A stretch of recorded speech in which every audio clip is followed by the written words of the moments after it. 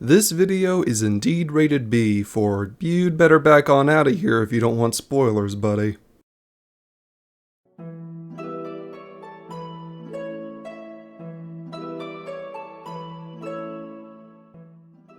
Hello my friends, I'm the Snowdic Scribe, and I hope you are having a wonderful start to your week. So, I have been working on a massive script detailing the different shards, reflections, and their rise, fall, and the order they came in, all to essentially contextualize what we've learned about the reflection involving Alexandria and its place within the Dawntrail story. So imagine my surprise when an interview involving Yoshi P was released over the weekend, essentially revealing exactly which reflection Alexandria head came from, and likely giving us better context as to when, why, and how as well. To me, that is equally enlightening as well as it is frustrating, mostly because I was very much looking forward to the dialogue that the other video would eventually created. But for the sake of simplicity today, my friends, off the written script, we are going to discuss this quote today and what it means to us, or rather what it means to the MSQ for Final Fantasy XIV. So, let us begin. First off, I would like to make two things abundantly clear. Number one, this is developer lore, and developer lore to me is anything that the developers say, but is not directly citable either in-game, or in the books, or in any official Final Fantasy XIV publications like the things on their official website. You cannot take developer lore entirely seriously, mostly because much of what they say live or in interviews, they don't have the notes sitting in front of them. And as far as I understand, Yoshi P isn't the one who wrote the thing, so even he might not have a full understanding of what he's discussing. Not entirely. So, grain of salt. Maybe he's right, and this, in fact, is the ninth reflection. Maybe Alexandria did come from the ninth reflection, and this is just a reveal for what we're going to eventually learn in the MSQ later down the line. Or it's not the ninth reflection, and there was some kind of misunderstanding at some point. Both are equally plausible when dealing with developer lore. Personally, I'm very much looking forward to the day that we do get to see where Alexandria falls, or where its reflection falls within the story, to get a better understanding of the current state of not only the source, but all of its reflections. And then, of course, point number two. As far as my notes state, no one in the MSQ ever confirms or denies any of the reflections as the possible home for Alexandria. This is important to us for one massive reason. Grahatia, of course, has the memories of the Crystal Exarch, and the Crystal Exarch had a working knowledge of the reflections, rejoinings, the order they came in, and what element was associated with them. He even showed us a massive diagram of them happening in real time. And so, of course, that begs the question, why did Grahatia not suggest that Alexandria must have come from the 12th reflection? And the simple answer is, he isn't confident it could have been the 12th, which is why he never brought it up. Well, as far as my notes state, there might have been hidden dialogue somewhere saying that, oh, he did say this, but as far as I understand, at no point in the MSQ does anyone suggest that they know which reflection this came from. In fact, I believe that it was like Y'shtola or someone who asserted that no one other than an Ascian would know for certain which reflection Alexandria had come from. So, point one, you can't entirely trust developer lore without proper citation, and point two, the MSQ never confirms or denies which reflection Alexandria came from. So, let's move forward with our understanding of this and assume for a moment, my friends, that it is the ninth reflection. What does that mean for us? Well, the ninth reflection was one of the four remaining reflections that we had essentially no lore on. Four reflections that have, for the most part, become relative mysteries. No history or invasion or knowledge of them to any extent. If this is indeed the ninth reflection, well, that would mean that our lack of understanding of 4 has now been brought down to a lack of 3, as now the ninth reflection will aptly be the Final Fantasy IX world, which, of course, is a fun little reference. Final Fantasy XIV has always been a big fan of referencing other material and other games from the franchise, so I would not be shocked at all if the Final Fantasy IX reference was the ninth reflection. But of course, that also brings up a second point. A lot of you who have been either listening to my videos or paying attention to the lore of Final Fantasy XIV would have assumed that the 12th reflection must have been the world that Alexandria had came from, because as we understand it, the 12th reflection was the one that suffered the Calamity of Lightning and rejoined second after the Calamity of Wind. This event would have happened roughly about several thousand years ago or so. We don't have an exact timestamp, unfortunately. But suffice to say, it happened very, very, very long ago. And of course, with the advent of the Calamity of Lightning on the Source came magic, and magic schools, practices, arcane religions, and the such during the Second Astral Era. And of course, I also believed that this must have been related to the 12th reflection at some point. But as the MSQ for Dawntrail continued, and the more was revealed, the more I understood that this couldn't possibly be the 12th. Mostly because what we understand about the 12th reflection and its rejoining does not match up with what is told to us within the MSQ. Ultimately, the biggest nail in the coffin for this being the 12th reflection was the reveal of the Malala Lalafell, the tribe of Lalafell that moved from the source to the shard that Alexandria was from during the Calamity of Ice. They could not have possibly entered the 12th, because at that point, the 12th reflection had already been rejoined for thousands of years.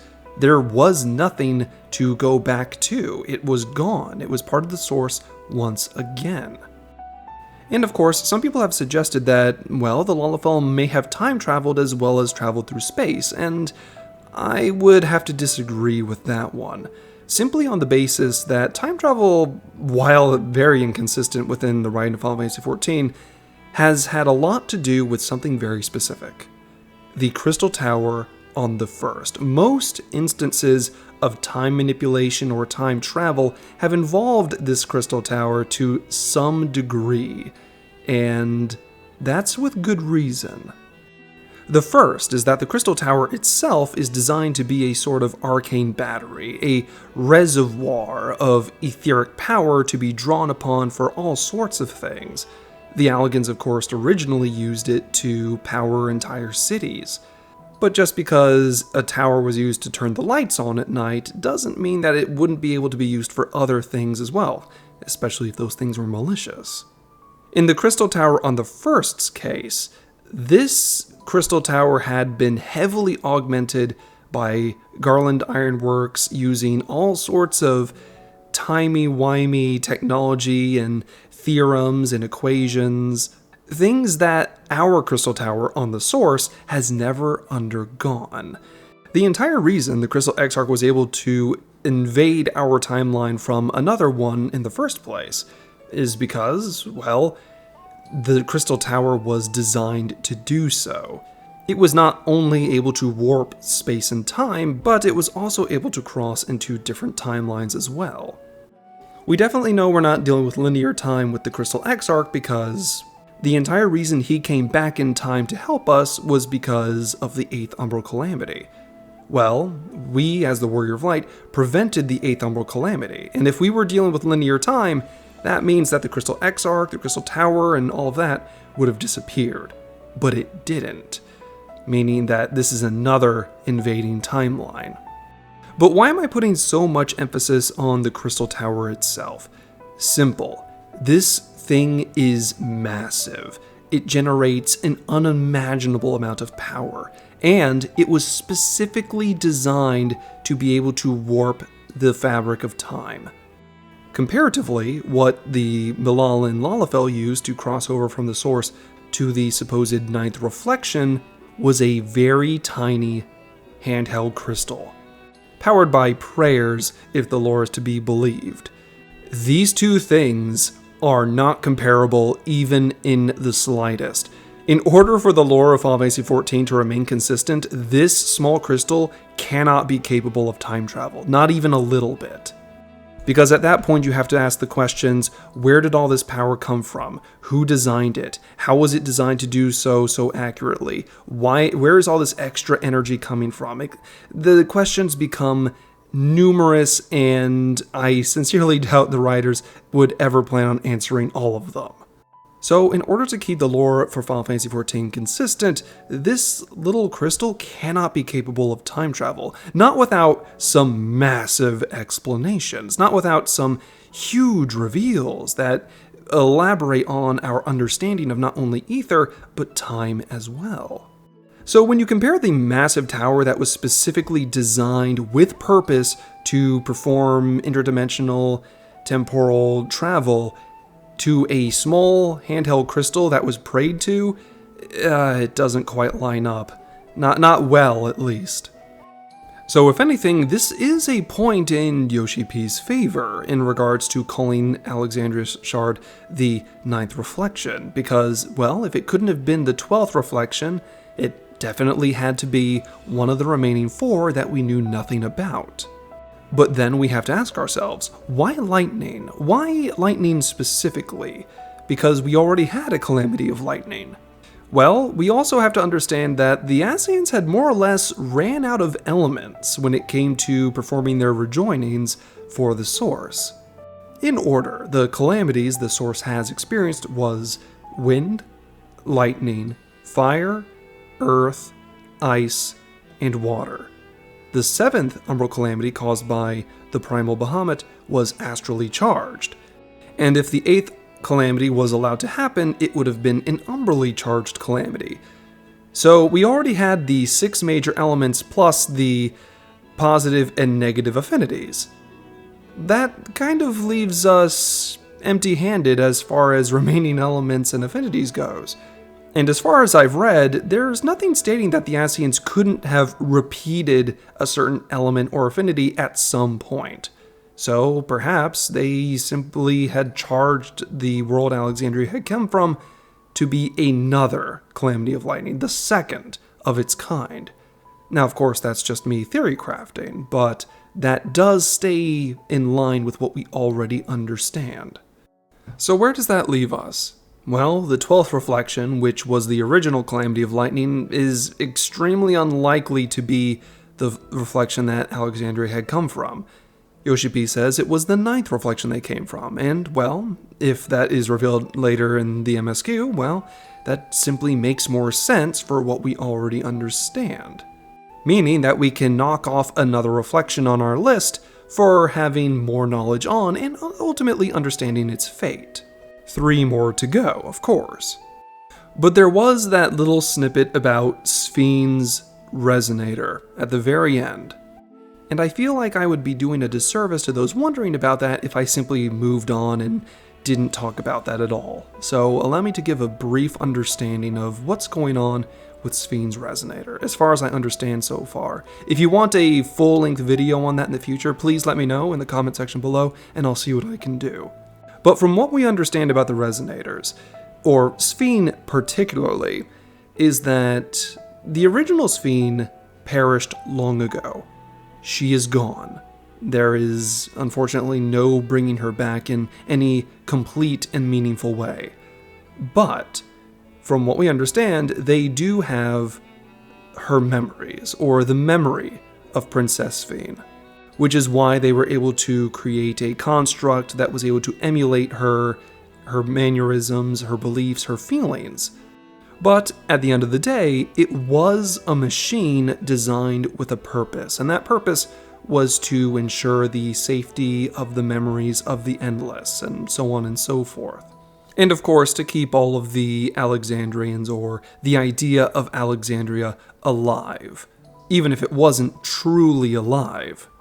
But that's the interesting thing to understand. Even though Sphine, or the mechanism, using Sphne's identity was defeated, the memories of her should technically still be within that resonator. Or something should be there. A fragment, an understanding, a lingering will of ether forged by the aspect of memory-based ether that the princess was made to keep. While her body and soul may be gone, the thought of Princess Sphne may yet still exist. But personally, I would like to make an entire video discussing the life and death cycle of the Final Fantasy XIV universe, because there seems to be a lot of misunderstandings when it comes to the differences of physical, mental, and spiritual ether, and I would be more than happy to cover that sometime if there are those of you who would like to have that discussion in the future. But suffice to say, so long as Sphne's resonator is around, we may not have seen the last of her. Or rather, the idea of her could still exist, to some extent, within the future. But that's all I wanted to cover today, my friends. I'm sorry that this is very impersonal and unscripted, but I wanted to cover this as quickly and efficiently as I could instead of making you wait on a long, drawn-out script with my usual over-embellished stories. So, be sure to let me know your thoughts in the comment section below. And of course, remember to subscribe for more Final Fantasy XIV lore in the future.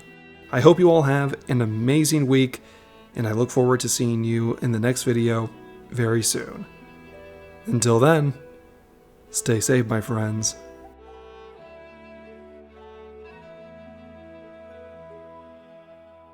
Thank you all for watching. If you enjoy my content, it would mean the world to me if I had earned you as a subscriber. We are currently on the road to 50k, and I'd love to have you as part of that journey.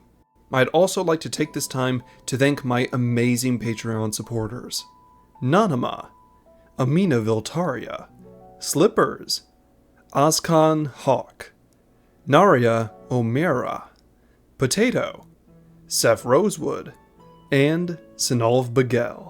Your support has always meant so much to me and helps to keep the content flowing with ease. If you're interested, there are additional links down in the description to my Discord, X, and other things as well. But until I see you again, I hope you're having an amazing day. Class dismissed.